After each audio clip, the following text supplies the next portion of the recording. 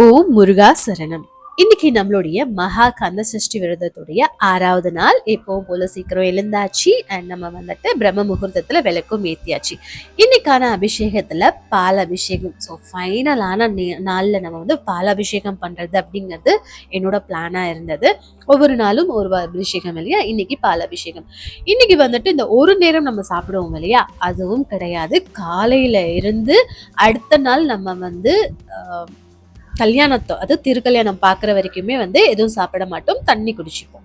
So அப்படிதான் இருக்க போறேன். இன்னைக்கு முருகருடைய அருள்ல கண்டிப்பா இந்த ஒரு விரதம் நல்லபடியா இருக்கணும் அப்படின்னு சொல்லிட்டு வேண்டிக்கிட்டு நம்ம வந்து காலையில நாளே வந்து ஸ்டார்ட் பண்ணியாச்சு. ஸோ காலையில வந்துட்டு திருப்பாகம், இது வந்து இப்போ இன்ஸ்டால ரொம்ப ஃபேமஸா போயிட்டு இருக்கு, வைரலா போயிட்டு இருக்கு. அந்த ஸ்வீட் தான் நான் செஞ்சு முருகருக்கு வந்துட்டு படைச்சிட்டேன். ஸோ அது எப்படி இருந்தது அப்படிங்கிறத என்னால் டேஸ்ட் பண்ண முடியல. நெக்ஸ்ட் டைம் செய்யும் போது கண்டிப்பாக அதை டேஸ்ட் பண்ணி பார்க்கணும் எப்படி இருக்கு அப்படின்னு சொல்லிட்டு. ஓகே, அடுத்ததான் நம்ம வந்து வேல்மாறல், சண்முக கவசம், திருப்புகழ், ஸோ எல்லாமே வந்து பாராயணமும் பண்ணியாச்சு, பூஜையும் முடிச்சாச்சு காலையில.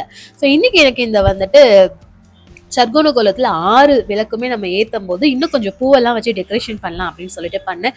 எனக்கு ரொம்ப திருப்திகரமா இருந்தது, ரொம்ப நல்லா அழகாவும் வந்திருந்தது.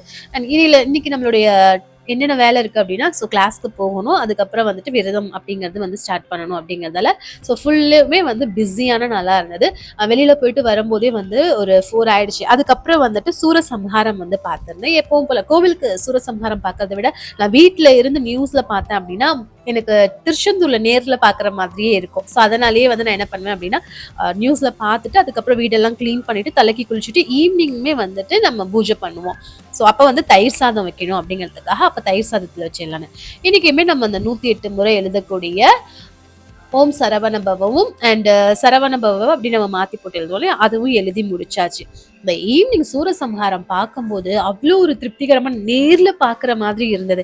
ஸோ நீங்க கோவில்லையோ வீட்லயோ பார்த்திருப்பீங்க. உங்களுடைய விரதத்தை வந்துட்டு சில பேர் வந்து சூரசம்ஹாரத்தோட முடிச்சுப்பாங்க, சில பேர் வந்து பாத்தீங்கன்னா அடுத்த நாள் திருக்கல்யாணம் முடிச்சுட்டு பண்ணுவாங்க. ஒவ்வொருத்தருக்கும் ஒவ்வொரு பழக்கம் இருக்கும் இல்லையா. ஸோ அதனால இந்த கதை எல்லாமே வந்து அந்த நியூஸ்ல சொல்லிட்டே இருந்தாங்க. அதெல்லாம் கேட்க கேட்க அவ்வளோ அற்புதமா இருக்கு. அப்பா என்னவோ ஒரு திருப்திகரமா இருந்தது.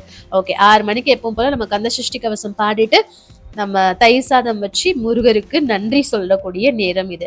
முழு நேரம் விரதம் இருந்தாச்சு அப்படின்ட்டு. ஆனா எனக்கு இந்த நாள்ல விரதம் இருக்கும்போது ஒரு மாதிரி தண்ணி குடிச்சா கூட வாமிட் வர மாதிரி இருந்தது, தண்ணியுமே ஏத்துக்க முடியாத மாதிரி இருந்தது. ஓகே, அடுத்த நாள் வந்து நம்ம கல்யாண படையல், கல்யாண விருந்து நம்ம வந்துட்டு முருகருக்கு கொடுக்க போறோம். அந்த வீடியோவும் நான் உங்களுக்கு அடுத்த நாளே வந்து ஷேர் பண்றேன்.